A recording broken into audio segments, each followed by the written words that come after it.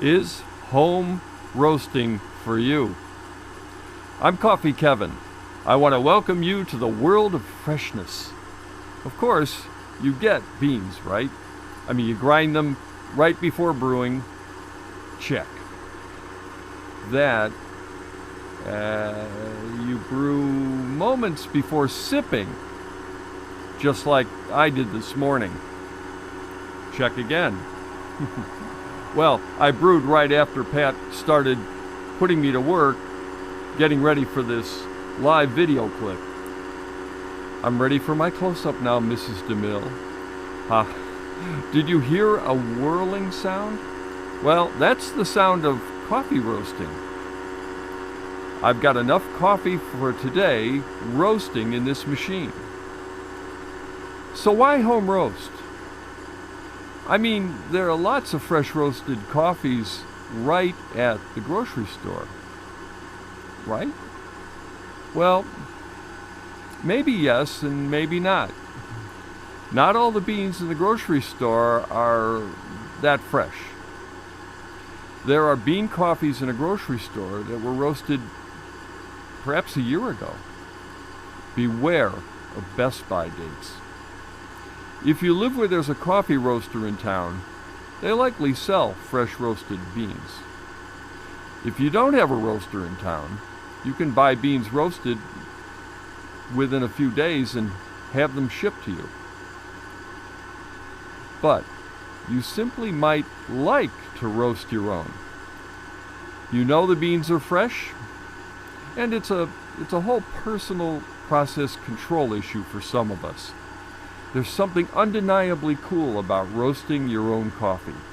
It's up there with writing your wedding vows, making a music video with your kids and posting it on social media, and planting your own fruit and vegetable garden.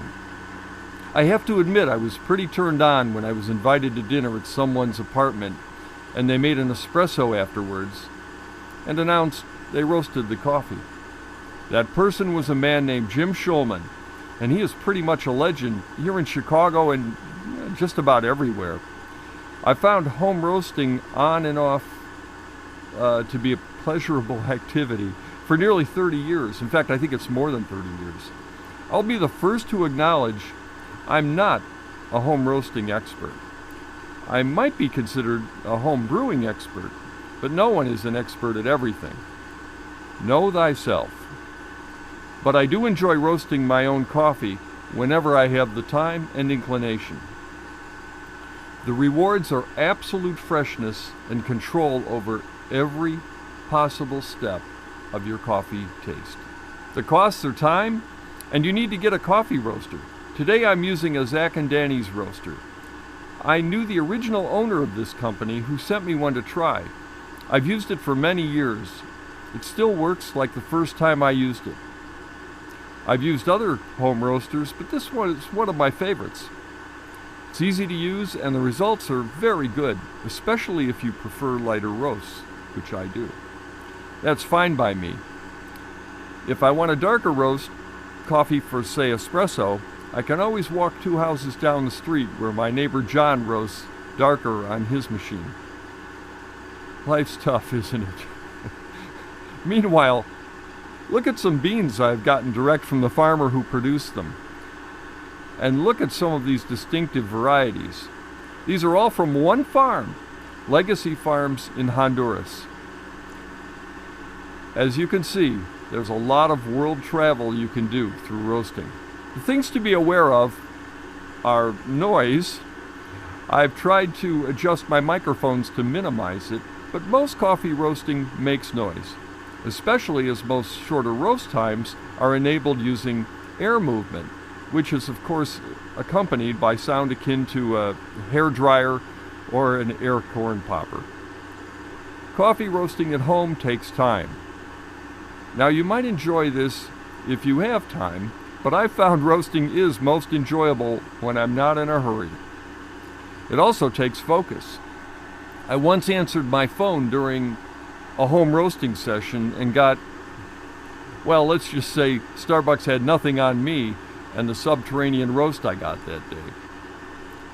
Roasters can also cause smoke. While everyone who wants me to accept their friend request loves the smell of brewing coffee, roasting doesn't have the identical aroma. Plus, there is some smoke, especially if you start craving dark roasts. One particularly ingratiating quality of this particular roaster is said to be built around a catalytic converter. At least that's what I remember the inventor, I should say the owner, I'm not sure if he was the inventor, who gave it to me. And it has little or no smoke. But if I didn't tell you of the possibility, I might get reported to the internet police. As a matter of fact, I can barely afford my library fines right now. But the rewards of just roasted coffee are there. It may interest you to know that at the beginning of the last century, most people in the U.S. roasted their own. As grocery stores became nationalized, so grew the great brands such as A&P, who created their own blends. They introduced roasted coffee as a service of convenience, plus their unique blends as compensation for the reduced freshness. Something to ponder on this beautiful Sunday. Regarding CoffeeCon, I'm continuing to plan alternative ways we can deliver a powerful event online in the future. As I first mentioned, when the national quarantine went in place, we have a lot to share. Our current projected Chicago area event is unlikely due to the current state of Illinois plan, which lists events such as ours as last to be green-lighted, which is well past our October event date. We'll keep you updated here. Know that I'm far from giving up on having our events, which are important to me, and I think you as well. Look, subscribe, follow me. I can keep you updated, and you will be the first to know how we'll move upwards and onwards to get you the best event about coffee. Meanwhile, be safe. Have a wonderful day wherever you may be. I'm Coffee Kevin. See you soon.